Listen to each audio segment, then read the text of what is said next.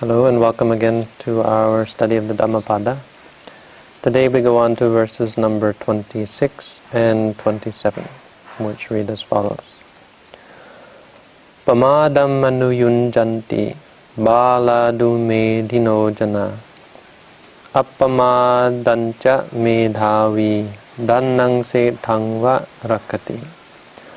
Pamādamanuyuñjetha, kāmaratisanthavaṃ, appamatto hi jhāyanto, pappoti, vipulaṃ sukhaṃ.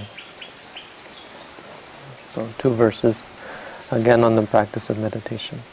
The appamādamanuyuñjetha is going to be mostly about the practice of meditation, because the word appamāda we translate as heedfulness, but it's really the core of what is meant by meditation or meditation practice in Buddhism. It's translated directly by the Buddha as mindfulness. And it says the meaning of the word appamāda is to be mindful all the time, to never be without mindfulness or without sati, without remembrance or recollection. So, but the direct meaning of these verses, pamādamanuyuñjanti, they indulge or they partake of heedlessness or negligence, the fools and the unwise people.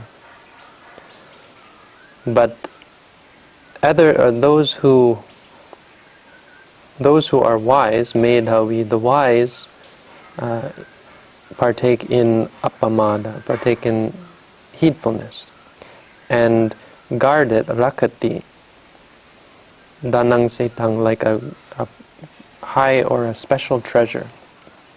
So the wise guard mindfulness or heedfulness as a great treasure. And then the Buddha says, pamādamanuyuñjetha, don't engage in heedlessness, in negligence. Kāmaratisanthavaṃ, don't partake or indulge in or don't become intoxicated by sensuality, because only those who are heedful and meditating attain great happiness or attain a profound happiness. Pappoti, vipulaṃ sukhaṃ, a profound happiness is attained.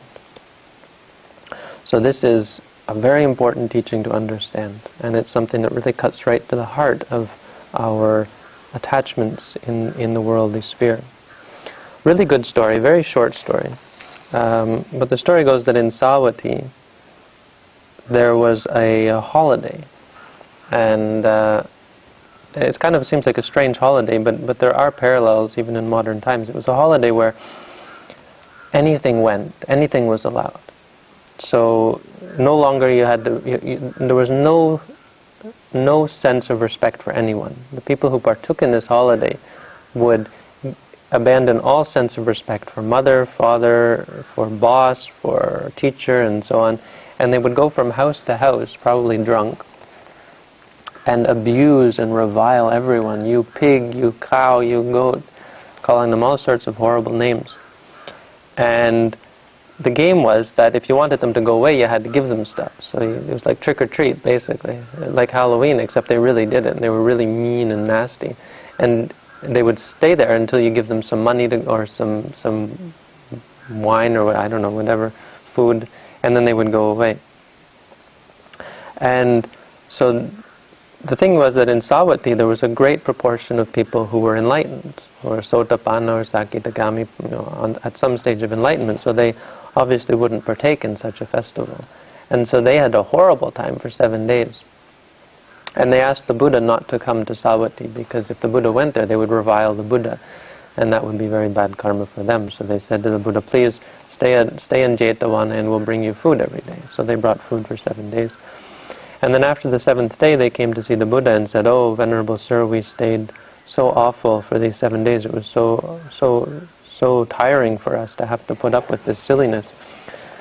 Why are people like this? No? Why do people act in such a way? Isn't it crazy that they do?" And the Buddha said, "Oh yes, this is the difference between those who are enlightened, or those who have understood the truth, and those who are still mired in delusion.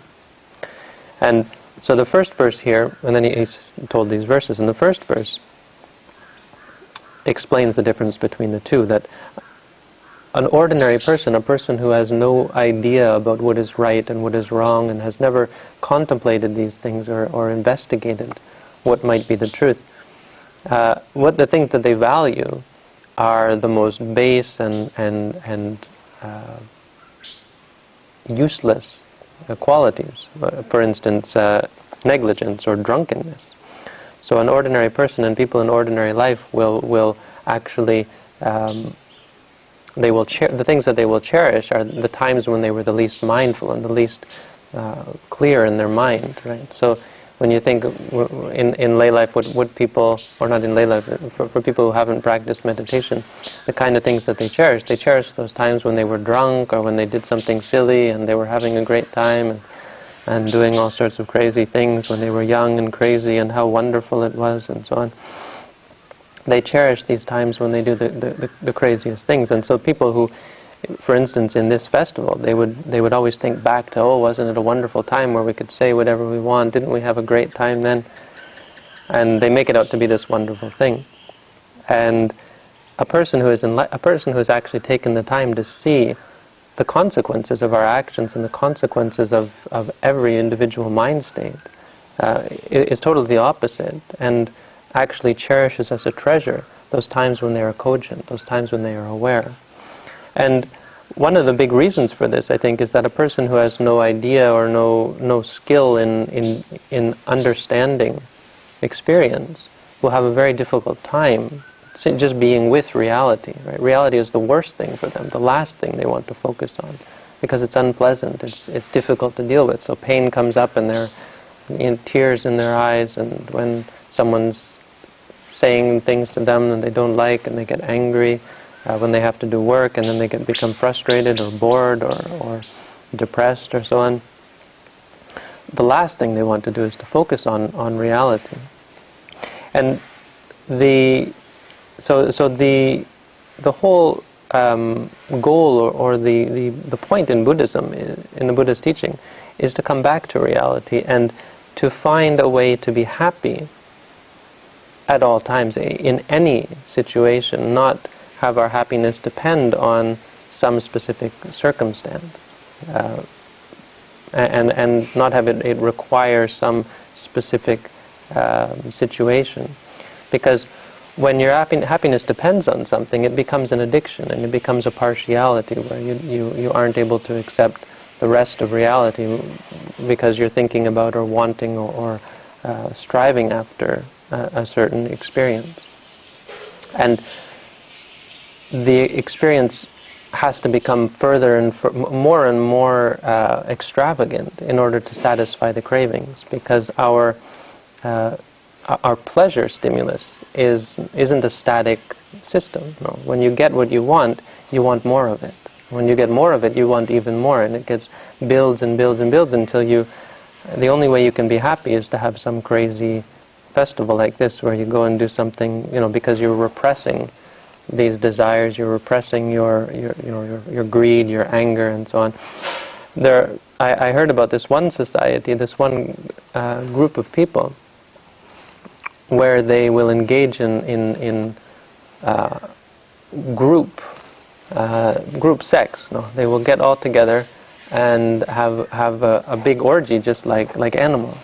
And for them, I mean, this may sound coarse and rude to say, but it's actually a philosophy that they have, that, well, if this is a way to find pleasure, then you should strive to indulge in it to the most extreme extent possible. And so it's a philosophy that they have, and the idea being that as long as you can get it, then what's wrong with it? Because you can be happy all the time. This is the idea.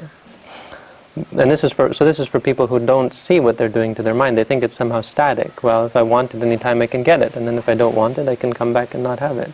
Without seeing the effect that it's having on your mind and on the pleasure stimulus systems in the brain and so on, and how actually you're creating an addiction, and you're creating an intense partiality. This is an example of an extreme state. There are societies where they don't allow this sort of thing, and where you have to be totally formal and polite and proper at all times, conservative, ethical, and so on, and any kind of showing of emotion is considered bad form.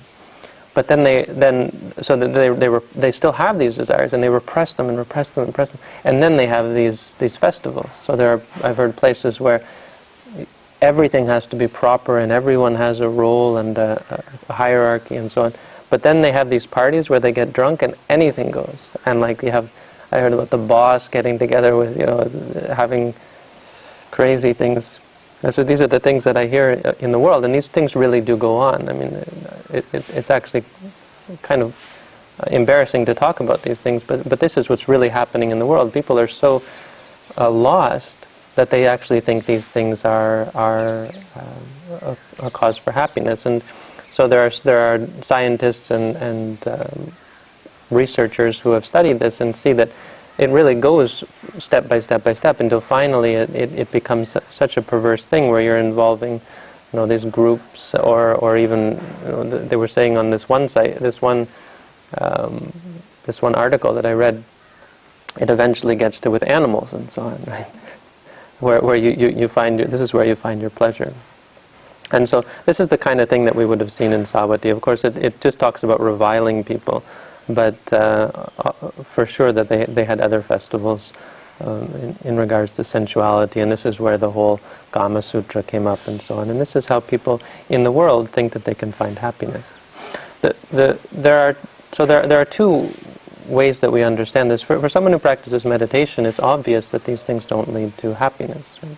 You engage in them, you indulge in them, and you find that you're just back where you started from. You're still unhappy inside. You're still unsatisfied, even with these things.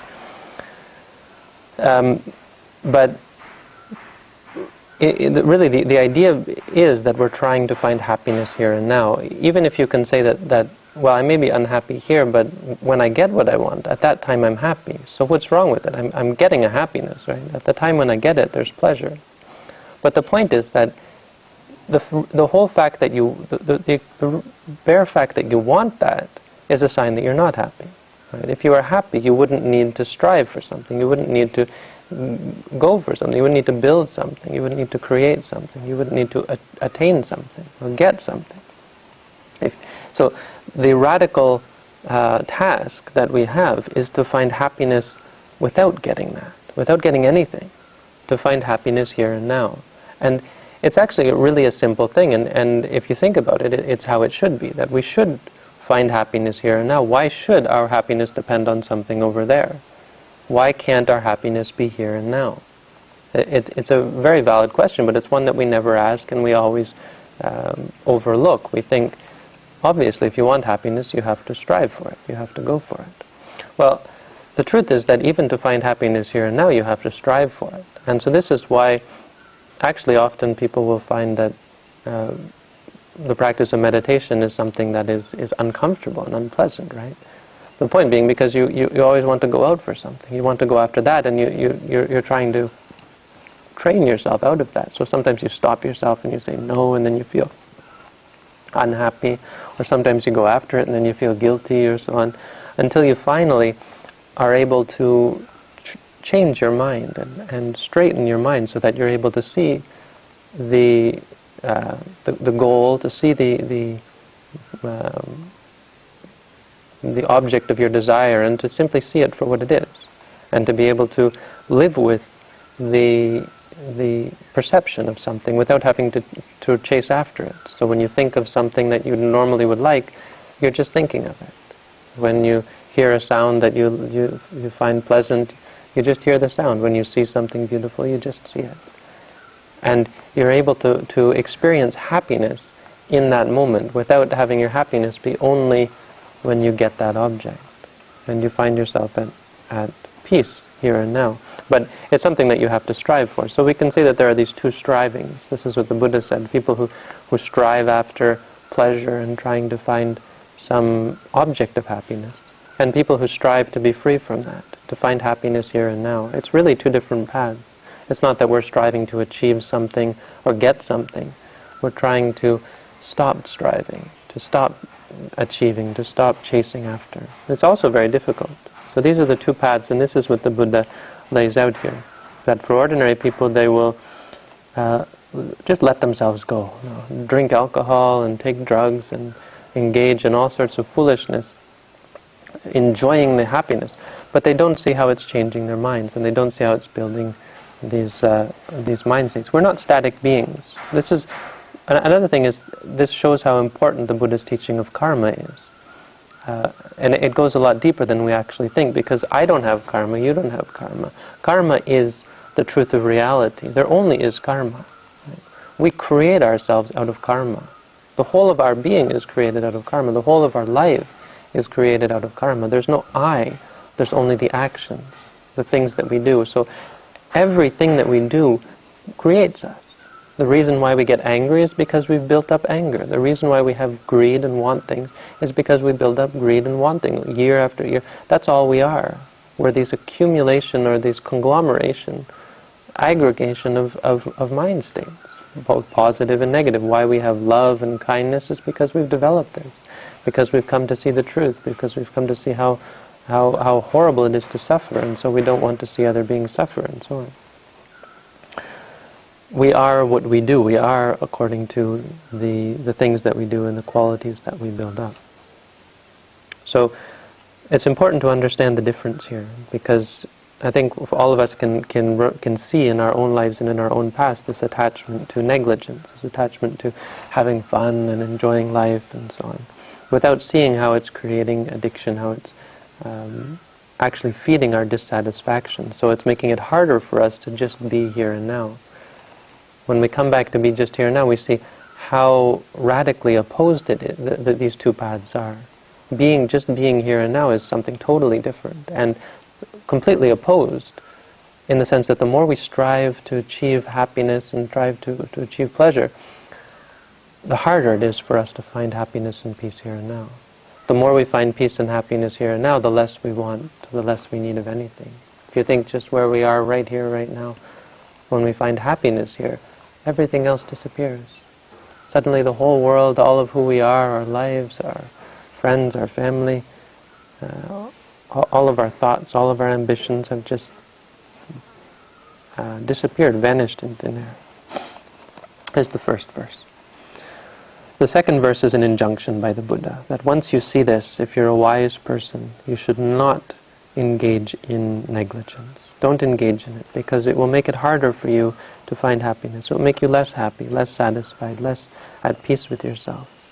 Don't get caught up in delight in sensuality.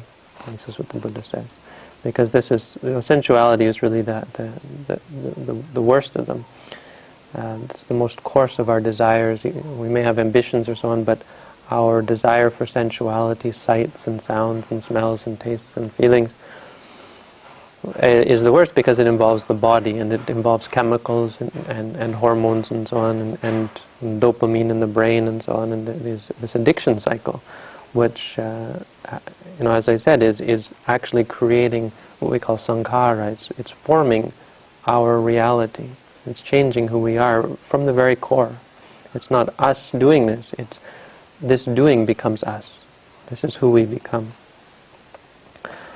And he says, why should you follow what I say? Why should you not be negligent, and why should you not indulge in delight and sensuality? He says, because it's only the appamatto, only by being heedful, jhāyanto, and meditating, does one attain pappoti, vipulaṃ sukhaṃ, the profoundest happiness. So the happiness here is the happiness of peace. The Buddha said, nati santi paraṃ sukhaṃ. There is no happiness without peace. The happinesses that we call happiness, the pleasures in the world, the things that we say are our happiness or our way to find true satisfaction, are not real happiness, because they're impermanent, they change, they're dependent, they require some attainment that is also impermanent. They require an object, and they create partiality, they create their opposite, which is suffering and dissatisfaction. And so the more one indulges, the more one goes back and forth between one and the other, pleasure and pain. And one is never at peace, one is never able to just be here and now. One's life is always about seeking after this, running away from that, seeking, running, being pushed and pulled back and forth. And one can never just be here and now. One never has the ability or the safety, the stability of just being here and now. They can build up some kind of pleasant state of being for some time and then see it washed away in the end. At the very end, and when they die, they will be in a state of loss because of their attachments, because of the things that they still are clinging to. So the profound happiness that the Buddha is talking about is peace here and now, being able to be in the here and now without any clinging or any attachment. So that's the teaching today. That's Dhammapada verses 26 and 27. Thank you for tuning in. I wish you all to find peace, happiness, and freedom from suffering. Thank you.